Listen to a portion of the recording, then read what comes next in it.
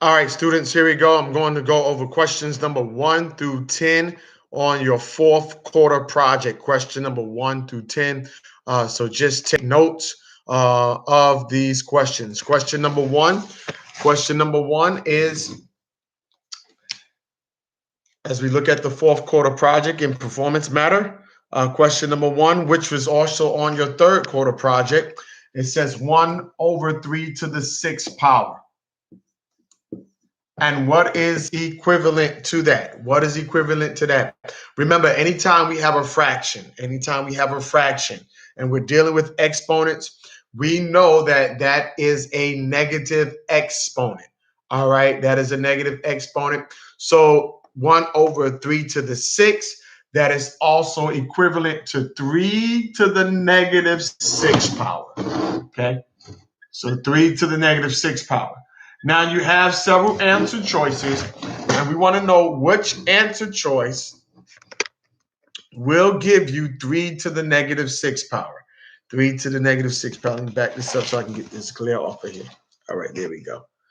All right, so what answer choice will give you 3 to the negative 6th power?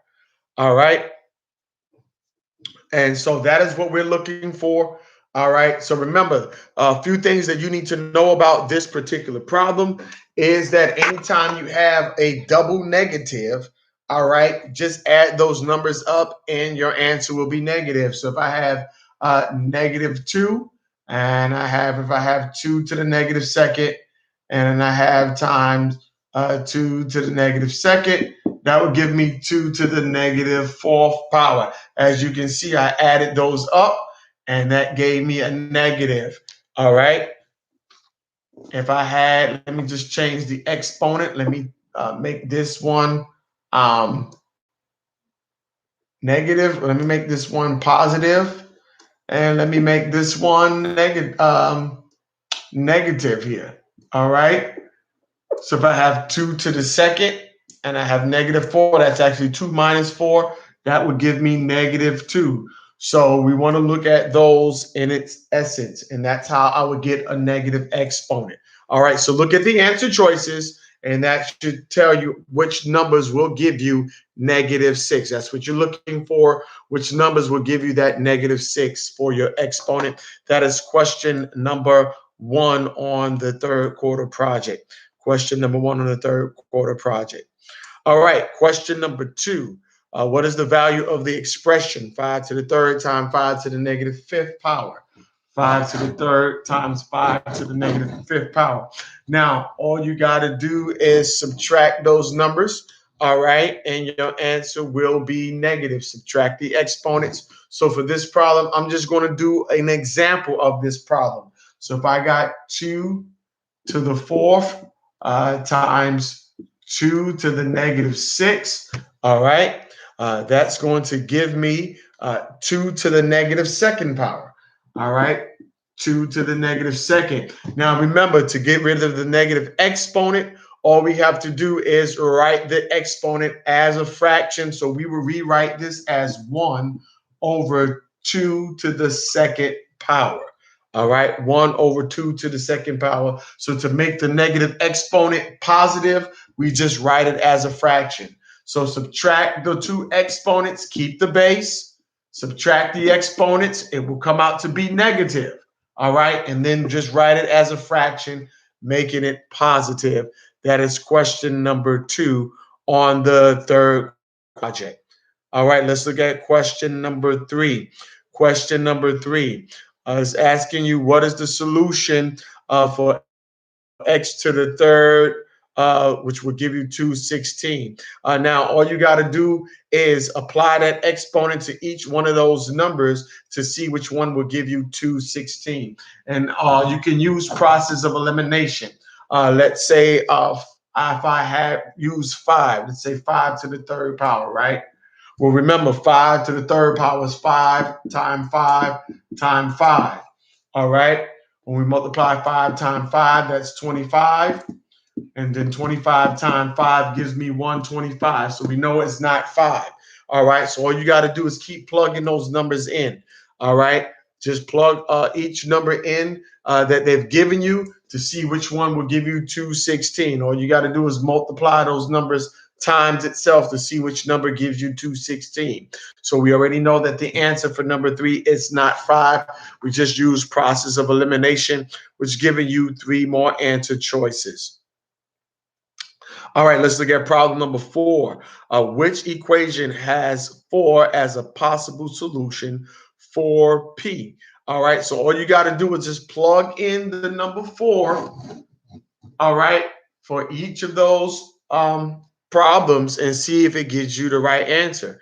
All right, so it says P to the second equals 8. So if we plug in 4, all right, we know that 4 to the second, all right, which is 4 times 4, that would give you the right answer, okay?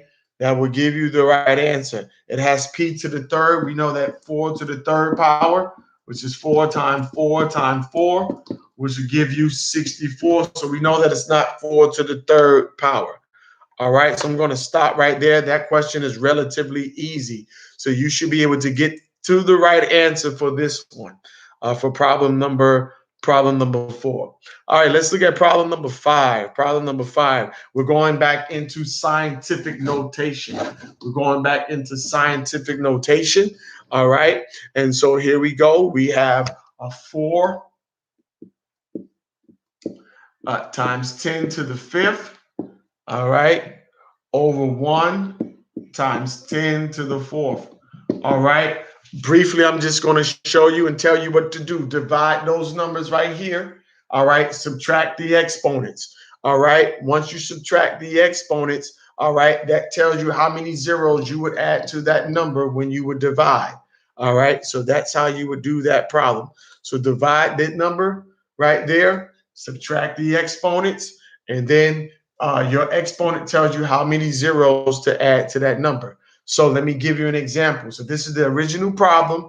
All right. So you just take these numbers, and I'm going to give you an example of the problem. Let's say I have 6 times 10 to the 5th over 2 times 10 to the 3rd. All right. We divide here. 6 divided by 2 is 3.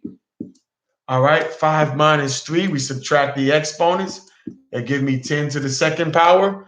My exponent is 2. So I would add 2 zeros to that number, 3, and then I would add 2 zeros, and that's how I would get that answer. So apply this step to problem number 4. Problem number, sorry about that, problem number 5. So that's how we do problem number 5. We divide the numbers, subtract the exponent. Whatever your exponent is, that's the number of zeros you would add to that number after you divide. All right, let's look at problem number 6. Problem number 6. Problem number 6. Same kind of problem. We're going to set it up. We're going to divide and subtract once again. This is the same problem that was on your third quarter project. So we have 2 times 10 to the 4th and divided by 8 times 10 to the second power. All right.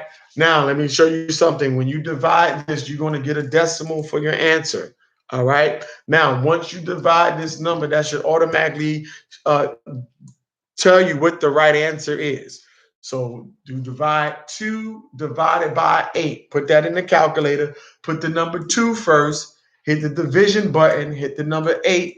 You're going to get a decimal. But we know that once we subtract those exponents, you're going to move the decimal that number of places. That will automatically give you the right answer to number 6. So number 6 is relatively easy. All right, let's look at number 7. Number 7 is the same kind of problem, same problem from the third quarter project. So if you did this, you should be able to get this question right. All right, so we have 5.5, all right, times 10 to the 7th power. All right, times 3.2, all right, times 10 to the 9th power, and that's all over 2 times 10, all right, to the 5th. All right, so the first thing you want to do on this problem here is you want to multiply 5.5 times 3.2, all right? So multiply those two numbers, 5.5 times 3.2. All right, when you get that answer, right, it's going to be times 10. All right, add the exponents. 7 plus 9, that's going to give you 16. All right. Now, after you multiply this and get that answer, divide that number by 2 and then subtract the exponents here. All right. Subtract the exponents. Sorry about that. All right. So once you multiply 5.5 times 3.2, divide that number by 2. And then now you're going to subtract the exponents here. Subtract, okay, 16 minus 5. And that will give you your answer to problem number 7. Problem number 7. All right. You're going to do the same thing to problem number 8. You're going to do the same thing to problem number 8. All right. Um,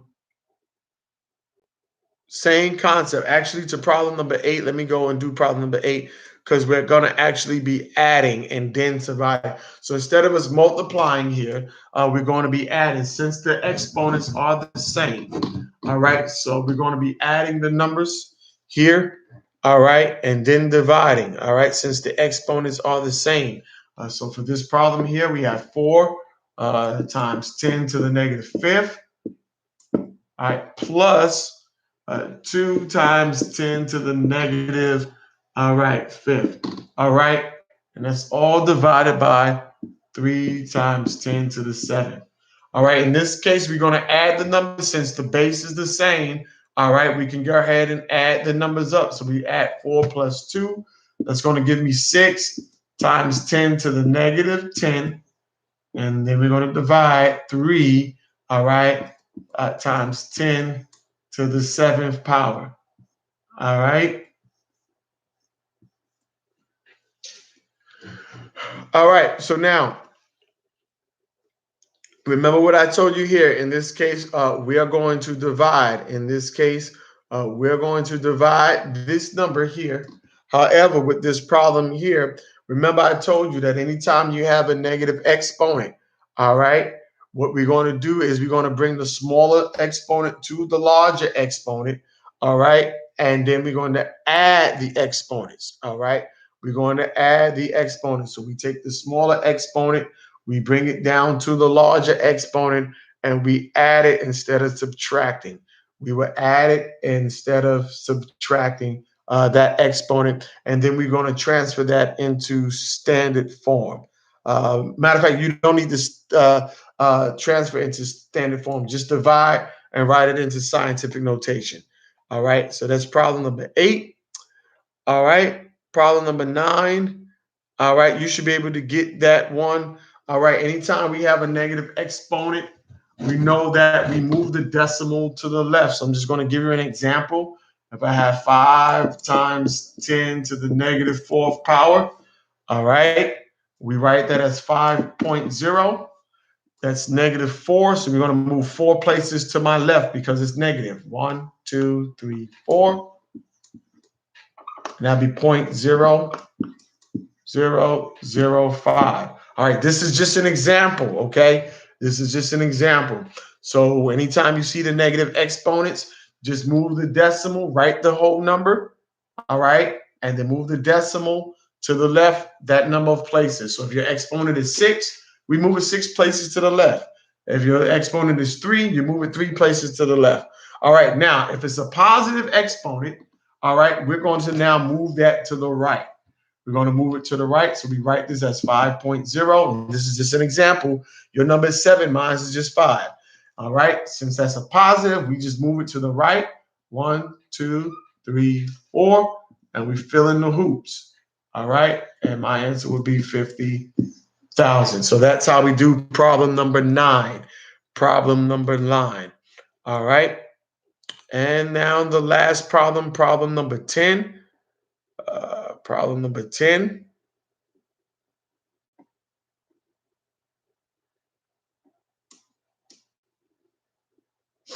All right, so for problem number 10, it wants you to explain who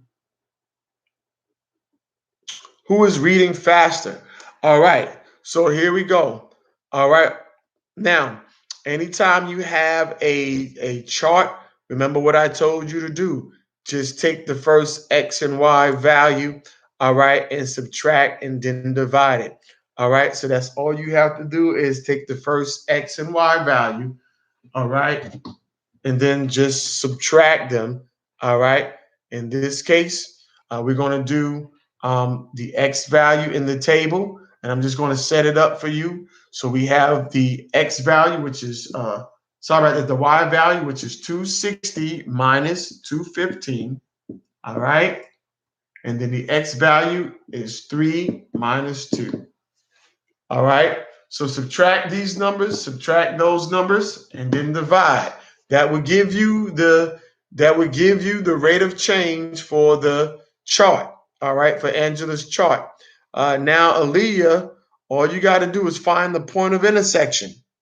All right, and use the y over x formula. All right. If you use the point of x intersection, the point of intersection on your graph would be 240 on the y-axis, and it would be 4 on the x-axis, and divide and see what you would get. So go ahead and subtract 260 minus 215, 3 minus 2, divide that. That will give you your answer. Go ahead and divide this, and now you should be able to select the rate of change, who is reading at a faster rate. All right, ladies and gentlemen, so that is problems number 1 through 10. 1 through 10. You have until Friday to complete these 10 problems. The project is only 68 questions on the project. So we have exactly 5 weeks to complete this project. And so I'm going to be uploading a video each week for the next 5 weeks for the problems. But for this week, we should get problems number 1 through 10 done. All right, ladies and gentlemen, have a good day. Good luck to you on this project.